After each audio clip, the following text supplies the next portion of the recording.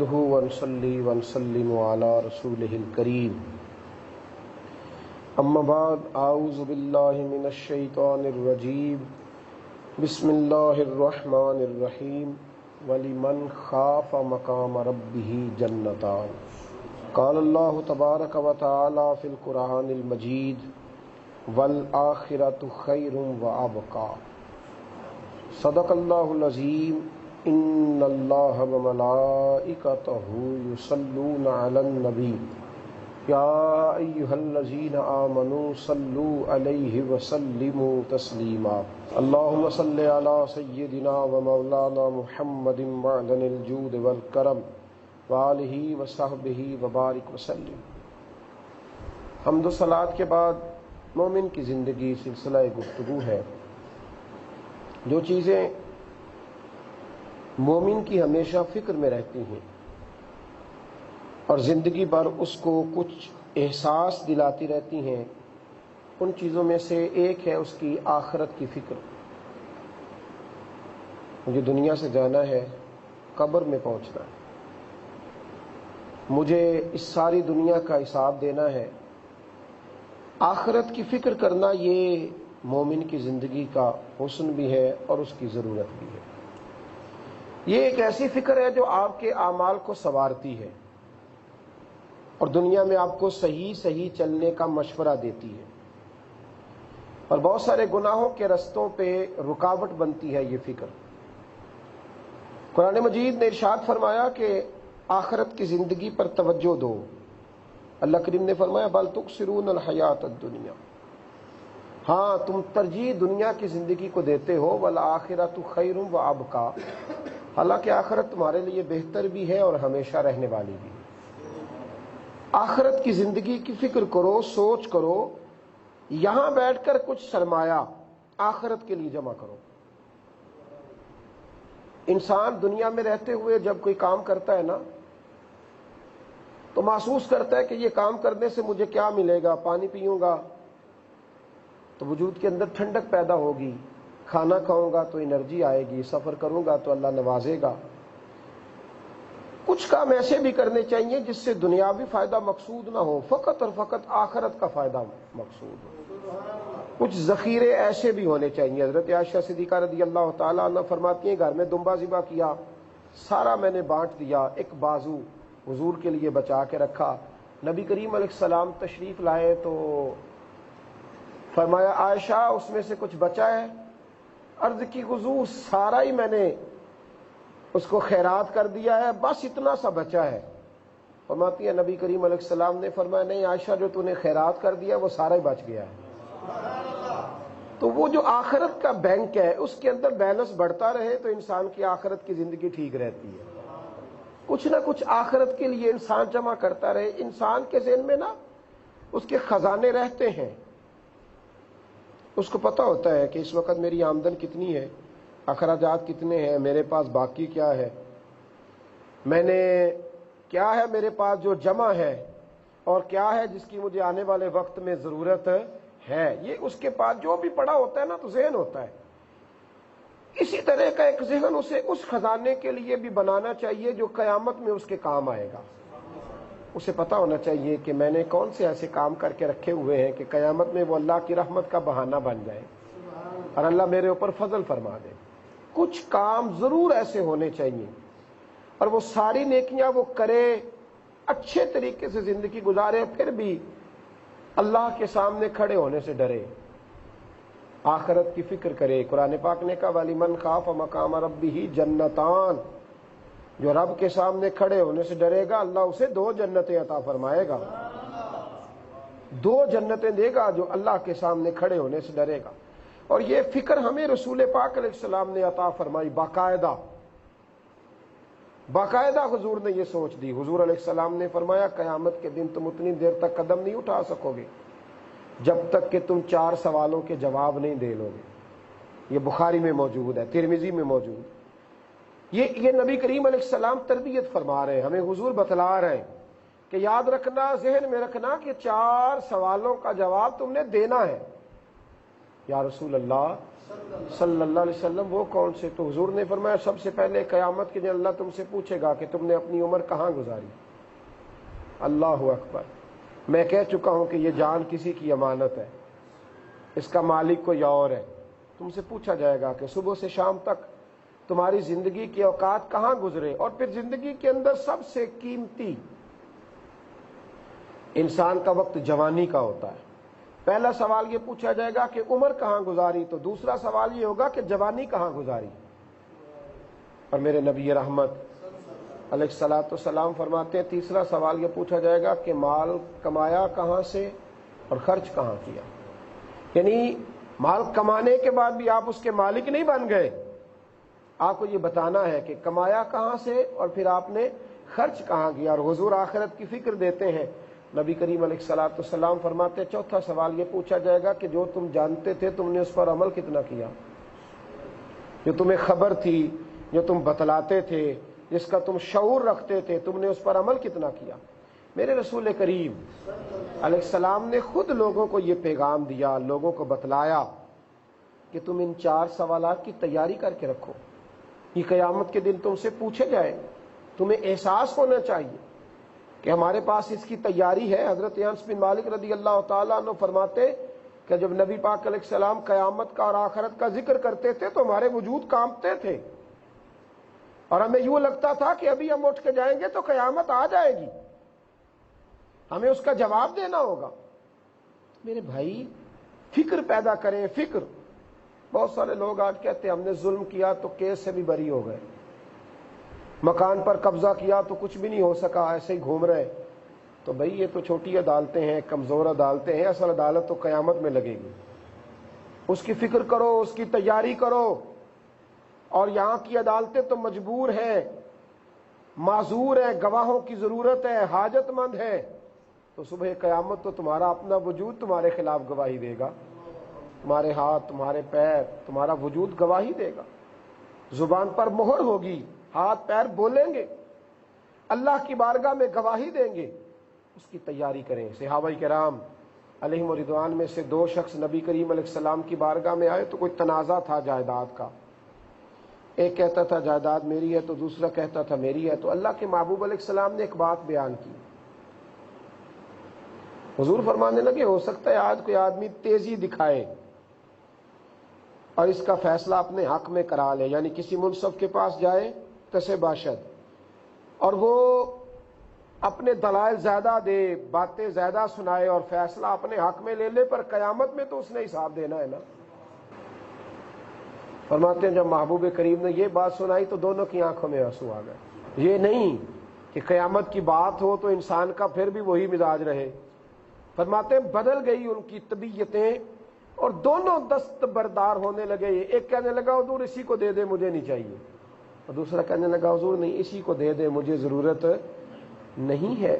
تو جب آپ میں فکر پیدا ہوتی ہے آخرت کی، جب آپ سوچ کے رکھتے ہیں قیامت کی، اور جب ذہن بنتا ہے اللہ کے سامنے کھڑے ہونے کا، تو پھر انسان کے نظریات کچھ تھوڑے سے بدل جاتے ہیں۔ حضرت عمر فاروق،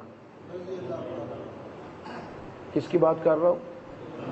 اس شخص کی بات کر رہا ہوں کہ جو مدینے میں بیٹھ کے نعرہ لگائے تو سارے کا سارا کفر اپنے محلات میں کانپ جائے، اور بڑے بڑے بادشاہ ملاقات کا وقت مانگے تو حضرت عمر کہیں جاؤ دوڑ جاؤ کوئی ٹائم نہیں ہے۔ لیکن جو چیز انہیں پریشان کر کے رکھ دیتی تھی وہ آخرت کی فکر تھی، جس سے پوری طرح جناب عمر بکھر جاتے تھے، رو پڑتے تھے، اتنا روتے تھے کہ کئی صفوں تک آواز جاتی تھی۔ وہ قیامت کا خوف تھا۔ اکثر فرماتے تھے کاش میری ماں نے مجھے جنا نہ ہوتا اور مجھے رب کریم کی بارگاہ میں کھڑے ہو کے حساب نہ دینا پڑتا۔ کبھی فرماتے تھے میں یہ درخت ہوتا تو مجھے حساب کے لیے کھڑا تو نہ کیا جاتا۔ عمر فاروق رضی اللہ تعالی رات کو نہ گلیوں میں گھوما کرتے تھے۔ ایک دن رات کو چند گلیاں رہ گئیں تو اپنے خادم سے کہنے لگے صبح کی نماز کے بعد نا ان گلیوں کا بھی دورہ کریں گے، دیکھیں گے کوئی حاجت مند ضرورت مند تو نہیں۔ چہرے پہ نقاب تھا، ایک گلی سے گزر رہے تھے۔ فجر کے بعد ایک بوڑھی اماں کو خیمے میں بیٹھے دیکھا، چہرے پہ ماں کے چہرے پر پریشانی ہے، تو جناب عمر کہنے لگے السلام علیکم۔ اماں نے کہا وعلیکم السلام۔ اماں پریشان لگتی ہو؟ اماں کہنے لگی جاؤ اپنا کام کرو. لوگ دکھی ہوتے ہیں نا پھر تھوڑے سے کڑوے بھی ہو جاتے ہیں, پھر تھوڑے مزاجوں میں تلخی بھی ہوتی ہے. جاؤ اپنا کام کرو. حضرت عمر نے اصرار کیا, گزارش کی, منت کی. اماں نے اندر آنے کی اجازت دی تو فاروق اعظم کہنے لگے اماں کیوں پریشان ہو؟ کہنے لگی عمر سے بڑا شکوہ ہے. فرمایا کیا ہوا؟ کہنے لگی میں بوڑھی بھی ہوں, بیمار بھی ہوں, بیوہ بھی ہوں. کئی دن گزر گئے, عمر نے میری خبر نہیں لی. 25 دینار قرضہ چڑھ گیا ہے, قرضہ لے کے روٹی کھاتی ہوں, اور اب تو 3 دن بیت گئے میں نے کھانا بھی نہیں کھایا.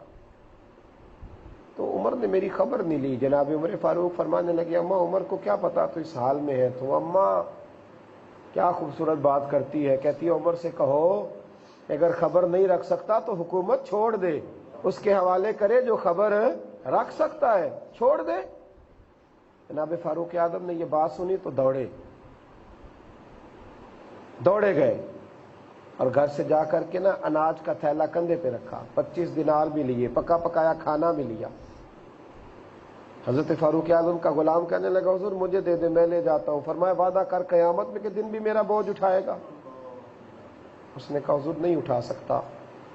وہ کھانا حضرت عمر لائے, اماں کو کھانا کھلایا, 25 دینار دیے. پھر کہنے لگے چل اماں معاف کر دے. تو اماں کہنے لگی میں نہیں معاف کرتی, میں تو پکا ہوا پھال ہوں, کسی وقت بھی دنیا سے چلی جاؤں گی, اور جب قبر میں نبی کریم علیہ السلام تشریف لائیں گے تو میں عمر فاروق کی شکایت کروں گی. میں عرض کروں گی کہ حضور اس نے میری خبر ہی نہیں لی, میں بوڑھی بھی تھی, بیمار بھی تھی.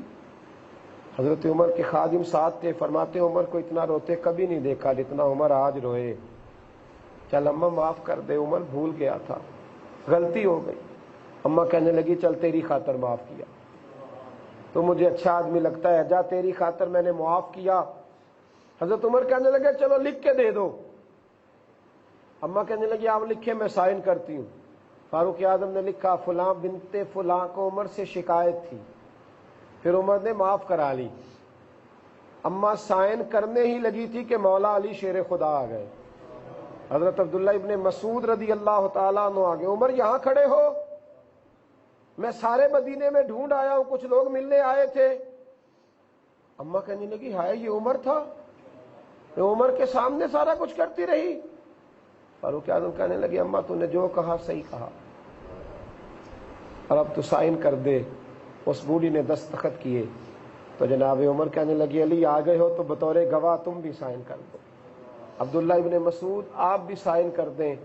جب وہ دستخط ہو گئے تو حضرت عمر نے رکا لپیٹا اور مولا علی کی طرف بڑھایا. فرمانے لگے علی مجھے لگتا ہے میں تم سے پہلے دنیا چھوڑ جاؤں گا, جب میں دنیا سے جاؤں نا تو یہ میرے کفن میں رکھ دینا. اگر حضور علیہ السلام نے پوچھا تو عرض کروں گا یا رسول اللہ ایک اماں ناراض تھی, میں اسے بھی راضی کر کے آیا. حضور میں اسے بھی راضی کر کے آیا.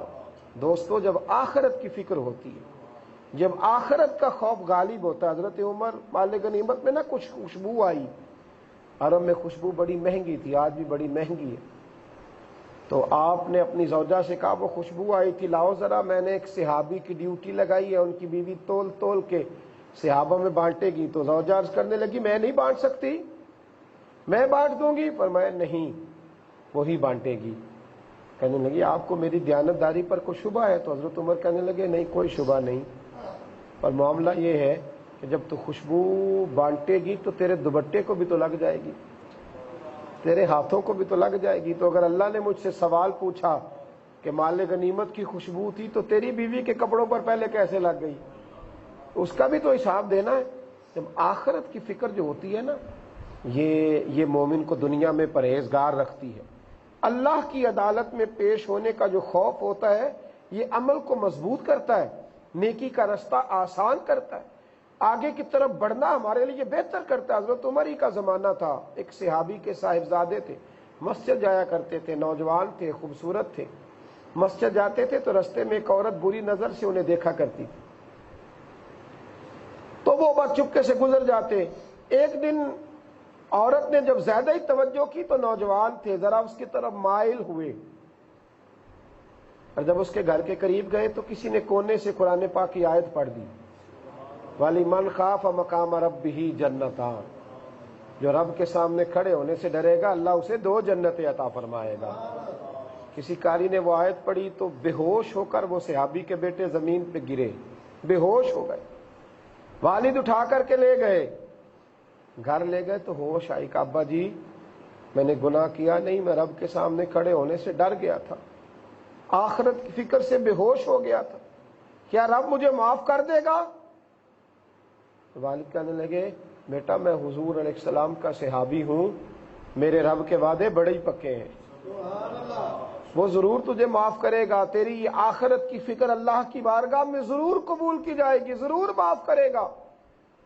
انہوں نے جب یہ بات سنی تو پھر انہوں نے کلمہ پڑھا، کلمہ شہادت پڑھا تو ان کی روح پرواز کر گئی۔ رات کو انہوں نے جنازہ پڑھا اور دفن کر دیا، صبح حضرت عمر فاروق تشریف لائے، ساری بات سن کے فرمایا اتنا نیک نوجوان تھا تو مجھے خبر کیوں نہ دی، میں خود جنازہ پڑھتا، تدفین میں شریک ہوتا، غسل و کفن میں شرکت کرتا، اتنا نیک تھا۔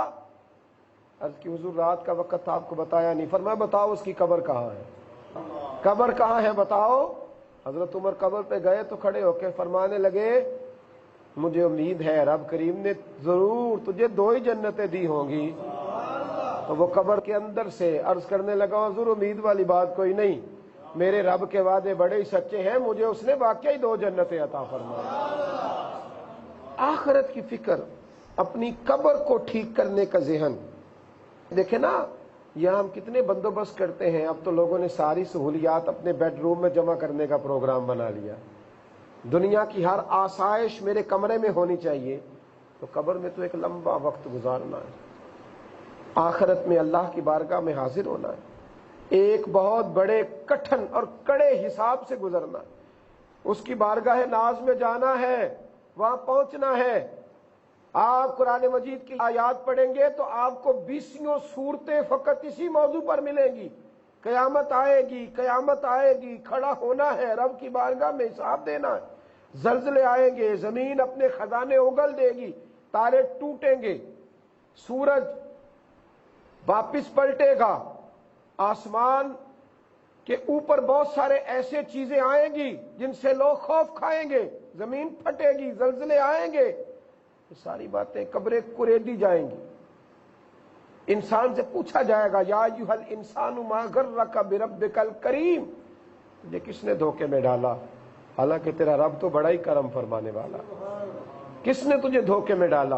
اپنی آخرت کی فکر کرنا، اپنی آخرت کو صحیح رکھنے کا ذہن بنانا، توجہ کرنا، یہ بندہ مومن کا وقار ہے، اس کا حسن ہے۔ میرے نبی کریم علیہ السلام نے فرمایا کچھ لوگ ایسے ہوں گے جو قیامت کے دن سوچیں گے کہ اگر آج میرے پاس زمین بھر سونا بھی ہوتا نا، پوری زمین ہے، اتنا سونا بھی ہوتا تو میں سارا دے کے آج اللہ کے عذاب سے بچ جاتا۔